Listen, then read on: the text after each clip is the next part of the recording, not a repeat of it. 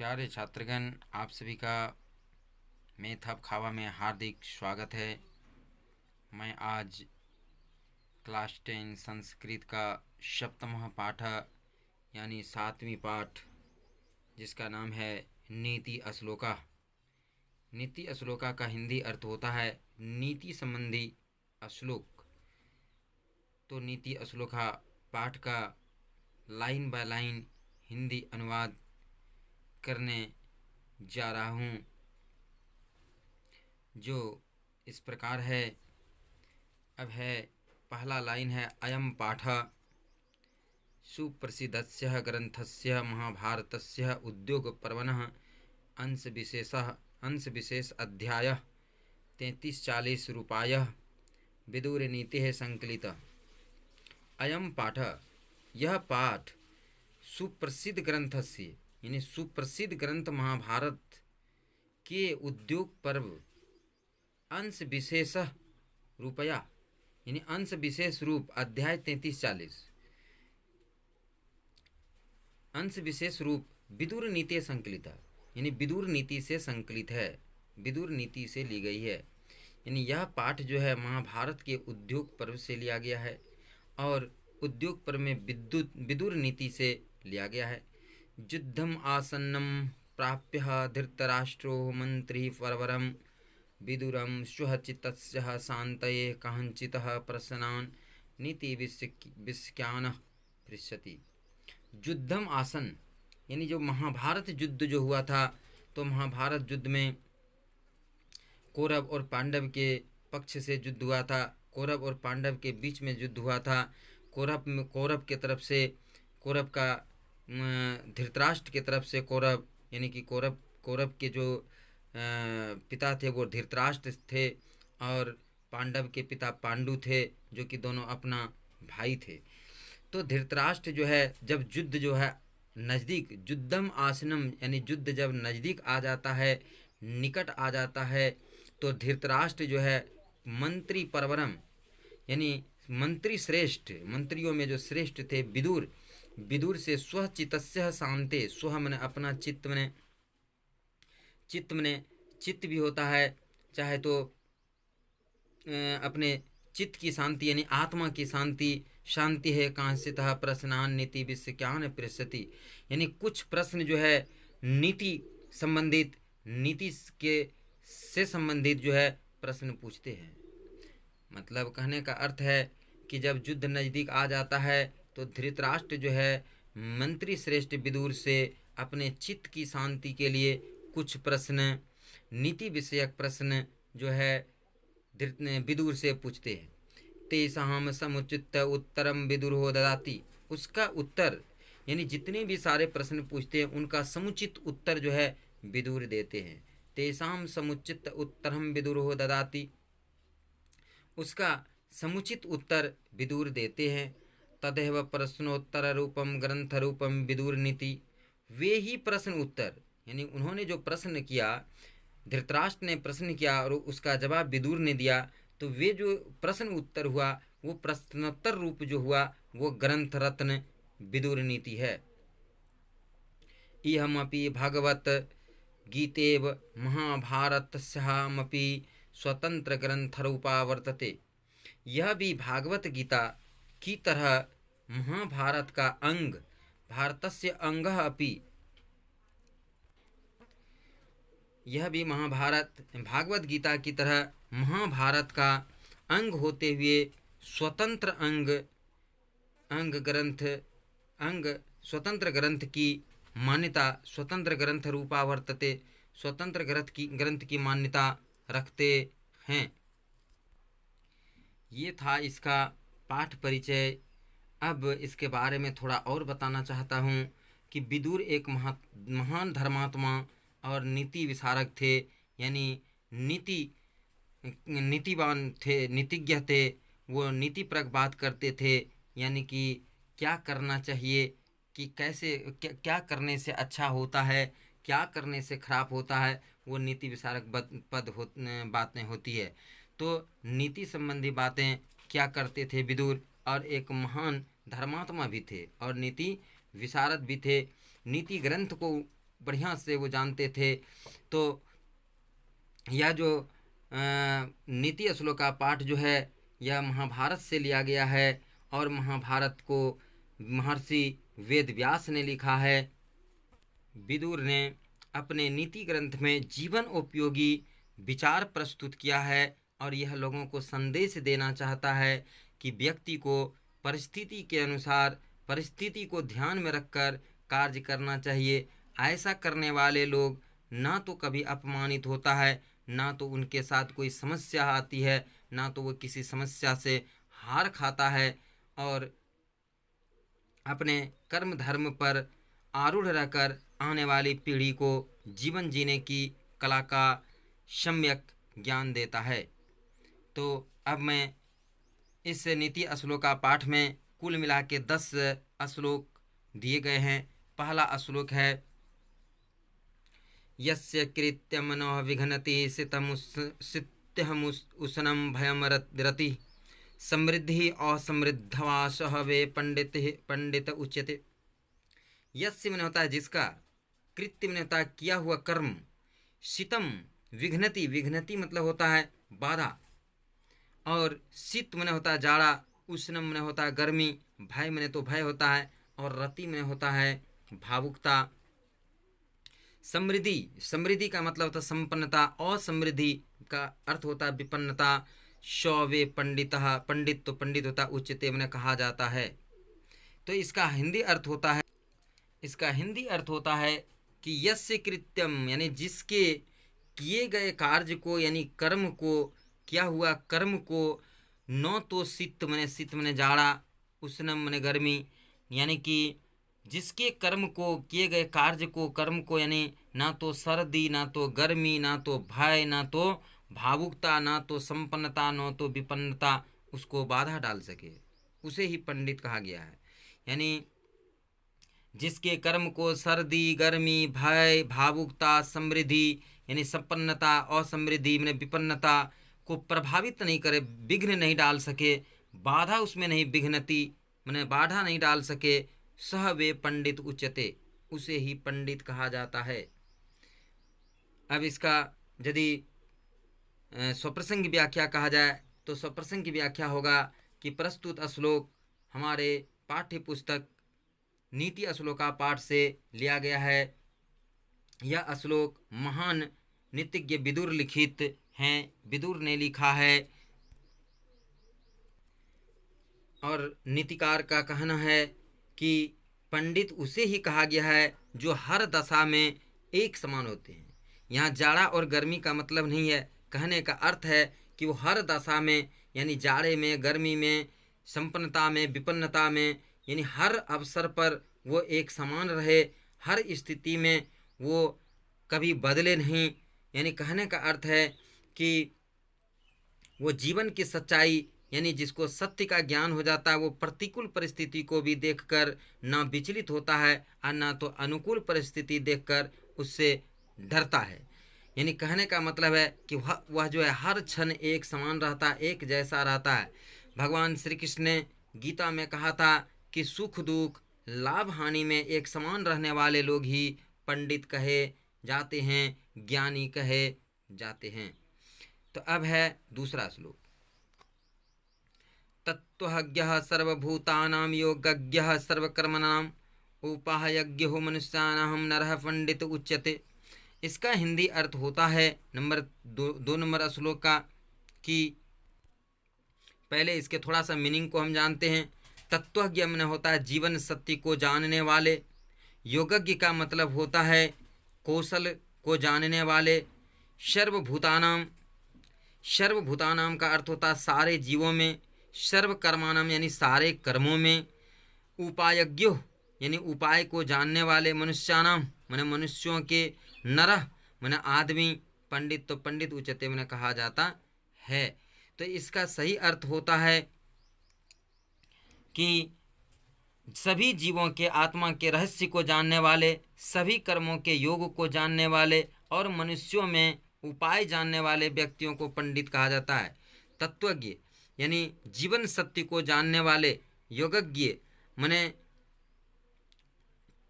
कौशल को जानने वाले, कर्म को जानने वाले, सभी सर्व कर्मणाम यानी सभी कर्मों को जानने वाले, सभी कर्मों को जानने वाले यानी जीवन सत्य को अर्थात यानी जीवन रहस्य को जानने वाले को ही पंडित कहा जाता है। इसका यदि स्वप्रसंग व्याख्या देखा जाए तो स्वप्रसंग व्याख्या क्या होगा?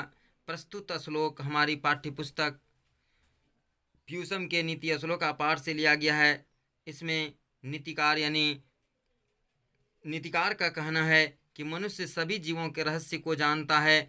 जो अपने समान सारे जीवों के सुख दुख को सुख से सुखी और दुख से दुखी होता है तो उसे ही यानी परिस्थिति को उसे ही पंडित कहा जाता है, यानी परिस्थितियों के देखते हुए आचरण कहता है। ऐसे लोग को पंडित कहा जाता है, ज्ञानी कहा जाता है। यानी कहने का अर्थ है कि जो सारे जीवों में उसी ईश्वर को देखता है जिस ईश्वर को अपने में देखता है। तो इसका स्वप्रसंग व्याख्या इतना ही होता है। अब है तीसरा श्लोक है अनाहूतः परः विशति अपृष्टो बहुभासते अविश्वस्ते विश्वसमिति मुड़िचेता नराधम। अनाहूतम इसका हिंदी अर्थ होता है बिना बुलाए, परविशति परविशति मैंने प्रवेश करता है, अपृष्टो मैंने बिना पूछे हुए, बहुभाषते मैंने बक बक मैंने अधिक बोलना जिसको कहते हैं, अविश्वस्तो मैंने अविश्वसनीय व्यक्ति जिस पर विश्वास नहीं किया जाए, विश्वस्मिति यानी विश्वास करना, मूढ़ चेता मैंने मूर्ख होता है, नराधमो नर मैंने आदमी और अधम मैंने होता नीचा यानी आदमियों में वो नीचा। तब इसका हिंदी अर्थ होता है यानी कहने का अर्थ है, इसका हिंदी अर्थ होता है कि जो व्यक्ति बिना बुलाए किसी के यहाँ प्रवेश करता है यानी जाता है, ठीक है, बिना बुलाए किसी के यहाँ जाता है, बिना पूछे अपने आप बक बक बक बक करने लगता है, बहुभाषते मैंने बक बक करना होता है, और विश्वस्ती मूढ़ चेता नराधम यानी जिस पर विश्वास नहीं करना चाहिए और विश्वसनीय लोगों पर भी वो विश्वास कर लेता है। तो ऐसे मूढ़ चेता नराधम यानी ऐसे मूर्ख व्यक्ति को मनुष्यों में नीचे की दृष्टि से देखा जाता है। ऐसे व्यक्ति को नीच दृष्टि से लोग देखते हैं। इसका यही अर्थ होता है। यानी जो व्यक्ति, फिर एक बार बताते हैं, जो व्यक्ति बिना बुलाए किसी के यहाँ जाता है, बिना पूछे बक बक करने लगता है और अविश्वसनीय पर भी विश्वास कर लेता है, उसे नीति श्लोका पाठ में मूढ़ चेता नराधम कहा जाता है। चूँकि सब्जेक्टिव क्वेश्चन में ये क्वेश्चन रहता है कि नीति श्लोका पाठ में मूढ़ चेता नराधम किसे कहा जाता है, तो उस सब्जेक्टिव का आंसर ये होता है कि जो व्यक्ति बिना बुलाए किसी के यहाँ जाता है, बिना कुछ पूछे बक बक बक बक करने लगता है और विश्वसनीय पर भी विश्वास कर लेता है, उसे नीति श्लोका पाठ में मूढ़ चेता नराधम कहा जाता है। अब इसका स्वप्रसंग व्याख्या है कि प्रस्तुत श्लोक हमारी पाठ्य पुस्तक प्यूसम के नीति श्लोका पाठ से ली गई है। इस श्लोक के माध्यम से नीतिकार का कहना है कि जिन व्यक्तियों को मान सम्मान का बोध नहीं होता है, जिसे इज्जत प्रतिष्ठा की कोई परवाह नहीं होती है, वैसे लोग बिना बुलाए किसी के यहाँ चले जाते हैं, बिना कुछ पूछे भाषण देने लगते हैं और अविश्वसनीय लोगों पर भी विश्वास करने लगते हैं। तो नीतिकार ने जो कहा है कि ऐसे लोगों को मूढ़ चेता नराधम यानी कि मनुष्यों में उसको मूर्ख और यानी नरों में सबसे नीचा घटिया आदमी उसको माना जाता है। अब है एको धर्म परम श्रेयः क्षमेकः शान्तिरुत्तमः विद्येकः परम तृप्ति अहिंसकः सुखावह। एको धर्म, इसका एकह माने होता है, एकह माने होता है एक, धर्म माने धर्म होता है, और श्रेष्ठ माने होता है श्रेष्ठ, क्षमेका माने होता है क्षमा कर देना, माफ़ कर देना, शांति माने शांति, उत्तमा यहाँ पर दो शब्दों से मिला हुआ शांति ही उत्तमा, तो शांति होता है, उत्तमा उत्तम होता है, उत्तमा माने उत्तम, शांति और उत्तम। उसके बाद तृप्ति का अर्थ होता है संतुष्टि, अहिंसा मैंने किसी को कष्ट नहीं पहुंचाना, हिंसा नहीं करना। सुखावहा यानी कि सुख देने वाला। और यहाँ पर फिर है विदेयिका मैंने विद्या है। परम, परम मैंने परम, परम तृप्ति, तृप्ति का मतलब होता है संतुष्टि। यानी इसका हिंदी अर्थ होता है कि इसका अर्थ होता है एको धर्म परम श्रेय, यानी एक ही धर्म सबसे श्रेष्ठ है। क्षमेकः शांतिरु उत्तमा, यानी क्षमा जो है एक शांति का उपाय है। एका क्षमे का यानी क्षमा जो है यानी किसी को माफ़ कर देना शांति का एकमात्र उपाय है। विदेह का परमा तृप्ति, विदेह का मैंने विद्या ही एक ऐसा चीज़ है जिससे संतुष्टि प्राप्ति होती है। यदि किसी के पास विद्या है तो उसको संतुष्टि प्राप्ति होती है।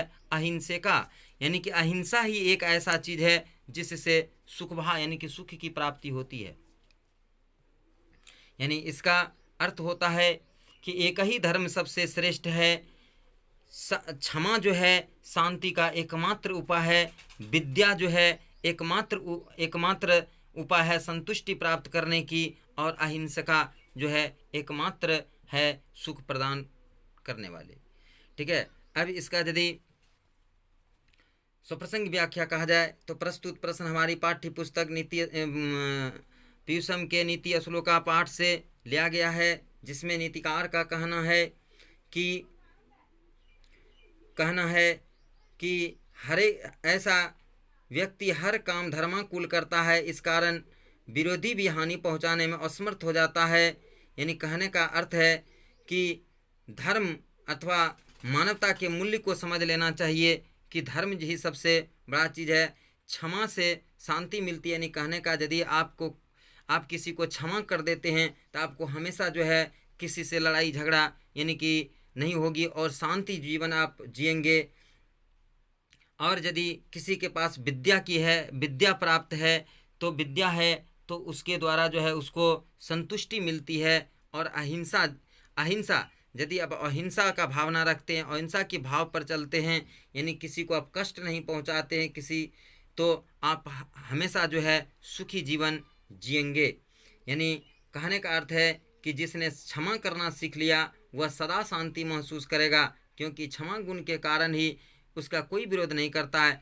विद्या प्राप्ति ऐसा गुण है जो व्यक्ति को विनयशील बना देता है, सबका वह प्रिय हो जाता है। और इसी प्रकार से अहिंसा जो है धर्म का ऐसा गुण है जो दानव को भी देवता के समान बना देता है।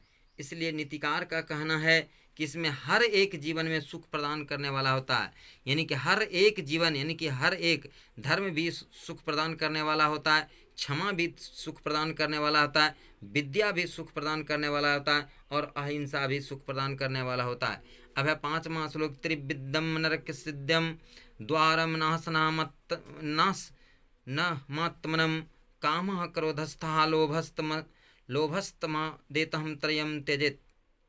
त्रिविद्धम यानी 3 प्रकार के। त्रिविद्धम का अर्थ होता है 3 प्रकार के। नरकस्य इदम, यहाँ पर नरकस्य दम है, नरकस्य इदम यानी नरक का, इदम मने यह, द्वारम मने दरवाजा द्वार, नासनः मत यानी कि नाश करने वाला, कामः क्रोधमस्तः यानी काम क्रोध लोभ, ये जो है त्यजेत यानी त्याग देना चाहिए। त्रयम मने तीनों। इसका अब हिंदी अर्थ में बता रहा हूँ कि यानी इसका हिंदी अर्थ होता है त्रिविद्धम नरकस्येदम द्वारा, यानी कि नरक जाने के 3 रास्ते हैं। नरक जाने के 3 रास्ते हैं।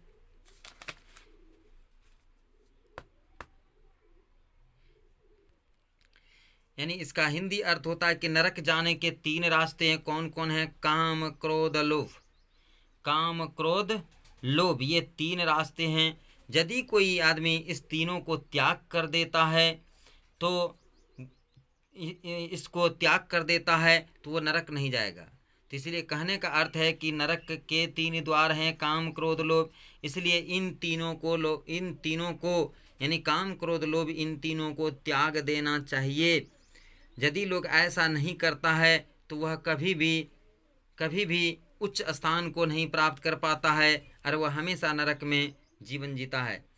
अब इसका सुप्रसंग व्याख्या है। प्रस्तुत प्रश्न हमारी पाठ्य पुस्तक पीयूषम के नीति श्लोक का पाठ से ली गई है। इस श्लोक के माध्यम से नीतिकार का कहना है, नीतिकार ने बताया है कि काम, क्रोध और लोभ ये मनुष्यों को आचरणहीन बना देता है। इससे लोग जो है पतन के मार्ग पर, मनुष्य यानी नीचे के मार्ग पर धकेले जाते हैं। और कहने का अर्थ है कि काम के कारण व्यक्ति जो है विमूढ़ हो जाता है, और क्रोध के कारण जब लोगों को क्रोध आती है तो वो अपना विवेक को खो जाता है, और जब लोभ आदमी में आ जाता है तो वह जो है व्यक्तित्वहीन हो जाता है। कहने का तात्पर्य यह है कि ऐसे दुर्गुण जो जीवन को नरक बना देता है, ये सब दुर्गुण है, आदमी के अंदर खराब गुण है। ये तीनों गुण को लोगों को त्याग देना चाहिए, तभी तो वह अपने मतलब उच्च स्थान को प्राप्त कर सकता है, यानी नरक से हटकर स्वर्ग की तरफ जा सकता है, परम गति के मार्ग पर बढ़ना संभव है। अब हमारा छठा श्लोक है। षडदोषा प्रसन्न हात्व्य भूतिमिच्छता निंद्रा तंद्रा भयम क्रोधम आलस्य दीर्घ सूत्रता। षड में होता छह, दोषा में होता दोष, दुर्गुण, प्रसन्न मैंने पुरुष व्यक्ति द्वारा, हातव्या मैंने त्याग देना चाहिए, और निंद्रा मैंने नींद, तंद्रा भय, क्रोध, आलस और दीर्घ सूत्रता, यानी इस 6 दोषों को मनुष्य को त्याग देना चाहिए। यानी कहने का अर्थ है, इसका हिंदी अर्थ है कि ऐश्वर्य चाहने वाले व्यक्तियों को निंद्रा, तंद्रा, भय, क्रोध, आलस्य, दीर्घ सूत्रता, इन 6 दोषों को त्याग कर देना चाहिए। अब इसका स्वप्रसंग व्याख्या हम देखते हैं कि स्वप्रसंग व्याख्या इसका क्या होता है। प्रस्तुत प्रश्न हमारी पाठ्य पुस्तक पीयूषम के नीति श्लोका पाठ से ली गई है। इसका नीति श्लोका पाठ में नीतिकार का कहना है कि जिनमें ये 6 दोष पाए जाते हैं वह चाहते हुए भी सुख की प्राप्ति नहीं कर पाते हैं। निंद्रा का मतलब होता है अधिक निंद के कारण वह कोई काम समय पर नहीं कर पाता है। तंद्रावश वह काम जो है पीछे रह जाता है। भय एवं डर के कारण काम जो है आरंभ नहीं कर पाता है। क्रोध के कारण, क्रोध एक ऐसा चीज़ है जो बनाया हुआ काम भी बिगड़ जाता है। और अब है आलस्यम, आलस्य जो है ये मनुष्य का तो महान रिपु है। आलसी के कारण लोग जो है कोई काम समय पर नहीं कर पाता है। और दीर्घ सूत्रता का अर्थ होता है कि कोई काम कल के भरोसे छोड़ देना। कुछ लोग ऐसे होते हैं जो कहते हैं कि आज नहीं कल करेंगे, कल नहीं परसों करेंगे, तो इस तरह से उसका समय जो है बढ़ता जाता है, जिसके कारण उसका काम जो है कभी नहीं समय पर हो पाता है। और जब समय खत्म हो जाता है तो काम नहीं हो पाता है। सब चीज़ का निर्धारित समय होता है, तो निर्धारित समय पर काम नहीं करने के बाद वह बिगड़ जाता है। तो इस प्रकार से ऐश्वर्य चाहने वाले लोगों को ऊपर उठने के लिए, महान बनने के लिए इस 6 दोषों को त्यागना होगा। निंद्रा, तंद्रा, भय, क्रोध, आलस्य और दीर्घ सूत्रता, ये 6 दोष जो हैं मनुष्य को त्याग देना चाहिए। अब 7वां श्लोक है। सत्येन रक्षते धर्मो विद्या योगेन रक्षते मृज्यः रक्षते रूपम कुलम वृतेन रक्षते। सत्येन मैंने सत्य से, रक्षते मैंने रक्षा की जाती है, धर्मो मैंने धर्म यानी सत्य की रक्षा धर्म से की जाती है। विद्या योगेन रक्षते, और विद्या की रक्षा योग से यानी योगेन मैंने होता अभ्यास से रक्षा की जाती है। यानी सत्य की रक्षा धर्म से की जाती है, विद्या की रक्षा अभ्यास से की जाती है। और मृज्या रक्षते रूपम यानी श्रृंगार से रूप की रक्षा की जाती है। और अच्छे आचरण कुलम वृतेन, कुल की रक्षा, वंश की रक्षा, वृतेन का होता है सदाचरण यानी अच्छा आचरण, रक्षते में रक्षा की जाती है। तो यानी कि सत्य से धर्म की रक्षा की जाती है, अभ्यास से विद्या की रक्षा की जाती है। यानी बार बार अभ्यास करोगे तभी विद्या की प्राप्ति हो पाएगी और तभी विद्या बरकरार रहता है, नहीं तो विद्या समाप्त हो जाता है। मृज्यः रक्षते, यानी कि श्रृंगार जैसे है कि स्नान वगैरह रूप सौंदर्य से कुल की रूप की रक्षा होती है, और सदाचरण यानी अच्छे आचरण से कुल की रक्षा होती है। इसका स्वप्रसंगी व्याख्या है। प्रस्तुत प्रश्न हमारी पाठ्य पुस्तक पीयूषम के नीति श्लोका पाठ से ली गई है। इस पाठ के माध्यम से नीतिकार का कहना है कि सत्य से धर्म की रक्षा होती है, यानी कि यदि लोग सत्य बोलेंगे तो धर्म की रक्षा होगी। ऐसे सच बोलने वाले लोगों को सभी सम्मान की दृष्टि देखते हैं, समाज में उसकी प्रतिष्ठा बढ़ती है। और योग से विद्या योगेन रक्षते, योग में तो अभ्यास से विद्या की रक्षा होती है। यदि आप अभ्यास नहीं करेंगे, निरंतर अभ्यास नहीं करेंगे, तो आपका विद्या जो है वो समाप्त हो जाएगा, मिट जाएगा। ये इसलिए निरंतर अभ्यास से ज्ञान की वृद्धि होती है, इसलिए लोगों को निरंतर अभ्यास करते रहना चाहिए, तभी जो है ज्ञान की वृद्धि होती है, और नहीं तो उसका ज्ञान जो है धीरे धीरे घटते जाता है। मृज्यः रक्षते रूपम, और कहने का अर्थ है मृज्या का मतलब होता है स्नान वगैरह। तो स्नान वगैरह स्वच्छ रहने से रूप की रक्षा होती है, यानी कहने का अर्थ है कि मार्जन यानी स्नान वगैरह से ही रूप की रक्षा होती है। व्यक्ति हर प्रकार की बीमारी से ग्रस्त हो जाते हैं, यदि वो स्नान नहीं करेंगे, स्वस्थ नहीं रह पाएंगे, तो उसके रूप की रक्षा नहीं हो पाएगी। और सदा आचरण यानी कि अच्छे आचरण से कुल की मर्यादा बढ़ती है, इज्जत बढ़ती है, प्रतिष्ठा बढ़ती है। ऐसे व्यक्ति जो है कभी भी अपमानित नहीं होते हैं, इसलिए लोगों के साथ अच्छा आचरण, अच्छा व्यवहार करना चाहिए। अब मैं यहाँ पर एक बात बताना चाहता हूँ। एक ऐसा मतलब 3 ऐसे क्वेश्चंस हैं जिसका उत्तर एक ही है। मैं उस क्वेश्चन को बता रहा हूँ। जैसे है कि घोड़ा क्यों अड़ा, पान का पत्ता क्यों सड़ा, और विद्या क्यों भूला। यहाँ पर अब समझने योग्य बात है, इस 3 प्रश्न का उत्तर जो है एक ही शब्द होगा। 3 प्रश्न का उत्तर एक ही होगा। प्रश्न 3 है लेकिन उसका उत्तर एक ही होगा। अब जैसे है पहला प्रश्न है घोड़ा क्यों अड़ा। यदि मान लिया जाए कोई घोड़ा है, उसके ऊपर यदि आप बराबर मैंने प्रतिदिन आप उस पर सवारी नहीं करते हैं, और यदि महीना दिन 2 महीना 6 महीने में एक दिन सवारी करेंगे, तो वो घोड़ा जो है आपको कहीं भी ले जाके गिरा सकता है। यानी कहने का अर्थ है कि उस पर आप निरंतर बार बार जो है सवारी का अभ्यास करते रहिए। अब दूसरा प्रश्न है कि पान का पत्ता क्यों सड़ा। पान के पत्ते को आप दिन भर में कई बार उल्टाएंगे, तभी पान का पत्ता जो है सुरक्षित रह सकता है, नहीं तो वह भी सड़ जाता है। अब तीसरा क्वेश्चन है विद्या क्यों भूला। यदि अब निरंतर अभ्यास यानी बार बार अभ्यास नहीं करेंगे, तो फिर आपका विद्या जो है मिटते जाएगा, समाप्त होते जाएगा, घटते जाएगा।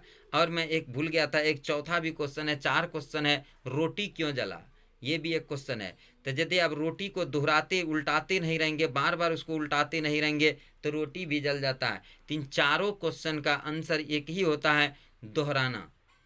ठीक है, यदि दोहराया नहीं जाता है तो ये जो है सब जो है बेकार हो जाता है। घोड़ा जो है अड़ जाएगा, घोड़ा यानी कि अपने मालिक को कहीं भी गिरा सकता है। बार बार अभ्यास नहीं करने के बाद विद्या भूल जाता है, और बार बार रोटी को यानी कि रोटी को उल्टाने के बाद रोटी जल जाता है। और पान के पत्ते को भी यदि नहीं उल्टाया जाता है तो पान का पत्ता भी सड़ जाता है। तो यहाँ पर यानी कहने का मतलब है कि हम तो अब यहाँ पर विद्या के बारे में फोकस देंगे कि विद्या एक ऐसा चीज़ है जिसका आप निरंतर अभ्यास करते रहिए, तो वो आपके पास बढ़ता जाएगा, अन्यथा वो घटता जाएगा।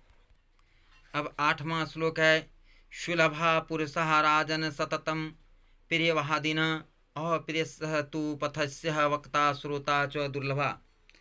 यानी इसका हिंदी अर्थ होता है कि हे राजन,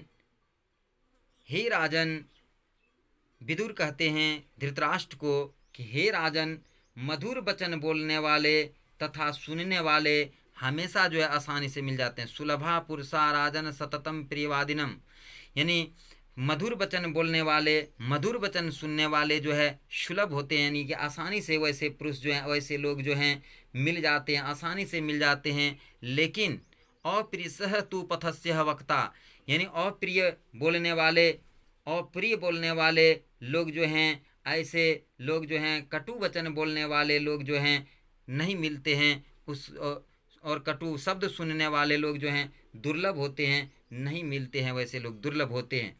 यानी कहने का अर्थ है कि हे राजन, सदैव प्रिय बोलने वाले और सुनने वाले पुरुष आसानी से मिल जाते हैं, लेकिन अप्रिय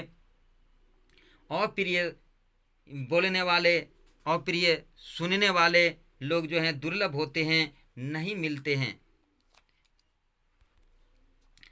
इस श्लोक का स्वप्रसंग व्याख्या है कि प्रस्तुत प्रश्न हमारी पाठ्य पुस्तक पीयूषम के नीति श्लोका पाठ से ली गई है। इस पाठ में विदुर जो है धृतराष्ट्र के प्रश्नों का उत्तर देते हुए कहते हैं, विदुर धृतराष्ट्र के प्रश्नों का उत्तर देते हुए कहते हैं कि हे राजा, हे राजन, इस संसार में मधुर वचन बोलने वाले, मधुर वचन सुनने वाले आसानी से मिल जाते हैं, लेकिन ऐसे लोग नहीं मिलते हैं जो हितकारी होने के बावजूद भी कटु वचन सुनकर क्रोधित नहीं हो। यानी अच्छे खराब वचन को सुनकर और वो गुस्साए नहीं, उसको गुस्सा नहीं हो, ऐसे लोग जो हैं दुर्लभ होते हैं, ऐसे लोग नहीं मिलते हैं। कहने का मतलब है कि कटु वचन को धैर्यपूर्वक सुनने वाले नहीं होते हैं। कटु वचन जो होता है वह बड़ा तीखा होता है, चाहे वह हितकारी क्यों न हो, यानी उसके लिए अच्छी क्यों न हो, जिस व्यक्ति को कहा जा रहा है उसके लिए लाभदायक क्यों नहीं हो, लेकिन कटु वचन जो होता है वो उसको सहन नहीं कर पाता है, धैर्यपूर्वक उसको सुन नहीं पाता है। यानी सच बोलने वाले तथा सुनाना, सच बोलना और सच सुनाना दोनों कल्याणकारी होते हुए भी कष्टदायी होता है। यदि आप सत्य भी बोल रहे हैं, उसके भलाई के लिए आप बोल रहे हैं, लेकिन उसे अच्छा नहीं लगता है, कष्टदायी होता है। यानी कहने का मतलब होता है कि सत्य जो होता है वो नीरस होता है और असत्य जो होता है वो सरस होता है। यानी इसलिए लोग जो है असत्य को ही पसंद करते हैं, सत्य को पसंद नहीं करते हैं। अब अगला श्लोक है, पूजन्यः महाभागः पुण्यः स गृहदीप्तयः स्त्रियः श्रियो गृहस्योक्तास्तः अस्मात् द्रक्षा विशेषता। इसका हिंदी अर्थ होता है, पूजन्यः का अर्थ होता है पूज्य, महाभाग का अर्थ होता है महापुरुषः, पुण्यः का अर्थ होता है पुण्य, चह मैंने होता है और, गृहदीप्तयः मैंने होता है घर का सम्मान बढ़ाने वाला स्त्रियां, तो स्त्रियां होता है श्रीयो मैंने श्रेष्ठ होता है, गृहस्य मैंने घर का, गृहस्य मैंने होता है गृहस्य मैंने होता है घर का, और यहाँ पर और है उक्ता, इसमें है गृहोक्ता, तो उक्ता मैंने होता है कहा जाता है, तस्मात मैंने होता है इसलिए, और यहाँ रक्षिया भी है, गृहस्योक्ता तस्मात् रक्षा विशेषता, तो रक्षा मैंने रक्षा करने होता है, विशेषता मैंने खासकर होता है। यानी इसका हिंदी अर्थ होता है कि स्त्रियां जो होती है वो घर की लक्ष्मी होती है, स्त्रियां जो होती है वो घर की लक्ष्मी होती है, इसी के प्रयास से, सद्व्यवहार से घर की इज्जत बढ़ती है, इसलिए स्त्रियां जो है सदा रक्षणीय होती है। इन्हीं के परिवार से, यानी कि स्त्रियों के चलते ही परिवार की इज्जत प्रतिष्ठा बढ़ती है, इसलिए स्त्रियों का सम्मान करना चाहिए, रक्षा करना चाहिए, रक्षा करने योग्य होती है। यानी कि अब इसका स्वप्रसंग व्याख्या प्रस्तुत प्रश्न हमारी पाठ्य पुस्तक पीयूषम के नीति श्लोका पाठ से ली गई है। इसमें नीतिकार का कहना है कि, नीतिकार का मानना है कि स्त्रियां घर की लक्ष्मी होती है, इन्हीं से परिवार की प्रतिष्ठा बढ़ती है। कितनों बड़े से बड़े महापुरुष होते हैं, उनका जन्म स्त्रियों के माध्यम से होता है, स्त्रियों के गर्भ से ही उनका जन्म होता है, पैदा होता है, इसलिए परिवार में स्त्रियों का सम्मान होना चाहिए।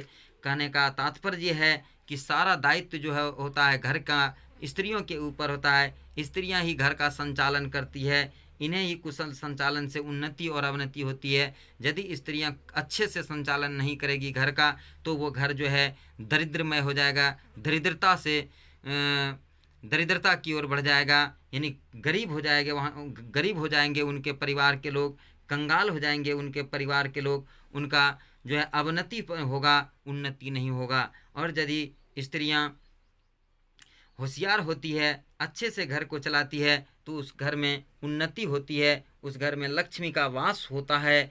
और वो जब लक्ष्मी का वास होता है, यानी स्त्रियों के सदाचरण से परिवार सम्मानित होता है, और इनकी रक्षा करना अति आवश्यक होता है। इसलिए उस स्त्रियों का रक्षा करना चाहिए। इसलिए कहा भी गया है कि जहाँ नारी की पूजा होती है वहाँ देवताओं का निवास होता है। अब 10वां और अंतिम श्लोक है, अकृति विनयो हंति हंतर्थम पराक्रम हंति नित्यम क्षमा क्रोधमाचारो हंत्य लक्षणम। अब इसका हिंदी अर्थ क्या होता है? विनय हमने होता है विनय यानी विनम्रता, और अकृति का मतलब होता अपजस, हंति का मतलब होता है नष्ट करना, अनर्थम का अर्थ होता है अनर्थम, अनर्थम हत्या अर्थ यहाँ पर है, ह नित्यर्थ, यानी अनर्थ का अर्थ होता है जुल्म, पराक्रम का अर्थ होता है पौरुष, हंत्य लक्षणम अलक्षणम, तो इसका कुलक्षण होता है क्रोध, क्रोध का तो क्रोध होता है, नित्य का रोज यानी हमेशा, क्षमा का क्षमा होता है। तो इस प्रकार से इसका हिंदी होता है कि विनम्रता से अपजस का नाश होता है, दूर होता है, और पराक्रम से यानी पौरुष से जुल्म का नाश होता है, क्षमा करने से हंति नित्यम क्षमा क्रोधम, क्षमा करने से क्रोध का नष्ट होता है, और सदाचरण से क्रोध आचरणो, क्रोधमाचरो मैंने क्रोध आचरणो, यानी आचरण से, सदाचरण से कुल की कुलक्षण का यानी कुलक्षणम हंत्य लक्षणम, यानी यहाँ पर हंत भी है और कुलक्षण भी है। तो सदाचरण से कुलक्षण यानी बुरी आदतें, खराब आदतें, गलत आदतें जो है दूर हो जाती है। इस श्लोक का यदि स्वप्रसंग व्याख्या कहा जाए तो इस प्रकार होगा। प्रस्तुत प्रश्न हमारी पाठ्य पुस्तक पीयूषम के नीति श्लोका पाठ से ली गई है। नीति श्लोका पाठ के माध्यम से नीतिकार यह बताना चाहते हैं, यह कहते हैं कि विनम्र व्यवहार से अपजस या बदनामी को नष्ट किया जा सकता है। यदि आप में विनम्रता है तो बदनामी या अपजस जो है समाप्त हो जाएगा। पौरुष या पराक्रम, यदि आप पराक्रमी हैं तो आप जो है किसी भी जुल्म या अन्याय पर विजय आप पा सकते हैं। और यदि आप में क्षमा का गुण है तो आप पर क्रोध, क्षमा गुण के कारण क्रोध पर तथा सदाचरण यानी अच्छा आचरण से कुलक्षण या दुराचरण पर नियंत्रण किया जा सकता है। यानी कहने का तात्पर्य है कि जब किसी व्यक्ति में सद्गुण आ जाता है तो वो जिसे मानवता का बोध हो जाता है वह दुष्प्रवृत्ति को नष्ट करने में समर्थ हो जाता है। तो इस प्रकार से नीति श्लोका पाठ का हिंदी अनुवाद लाइन बाय लाइन एवं स्वप्रसंग व्याख्या समाप्त होता है। अब मैं आशा करता हूँ कि आप लोगों को यह वीडियो अच्छा लगा होगा। आप लोग पूरी वीडियो को देखें, उसके बाद ही लाइक करें, सब्सक्राइब करें, कमेंट करें। पहले पूरी वीडियो को आप लोग देखें, अच्छा से हिंदी अर्थ को, श्लोक के अर्थ को समझें, स्वप्रसंग व्याख्या को समझें। और इस पाठ से हम लोगों को बहुत तरह के शिक्षा, यानी हर एक श्लोक जो है शिक्षाप्रद था, हर एक श्लोक कुछ न कुछ हम लोगों को शिक्षा प्रदान किया। इसलिए हम लोगों को इस श्लोक पढ़ने से काफ़ी लाभ मिलता है। हमें भी ऐसे ही श्लोक का अनुसरण करना चाहिए, अपने जीवन में उतारना चाहिए। अब मैं यहीं पर अपनी वाणी को विराम देता हूँ। जय हिंद, जय भारत प्यारे साथियों।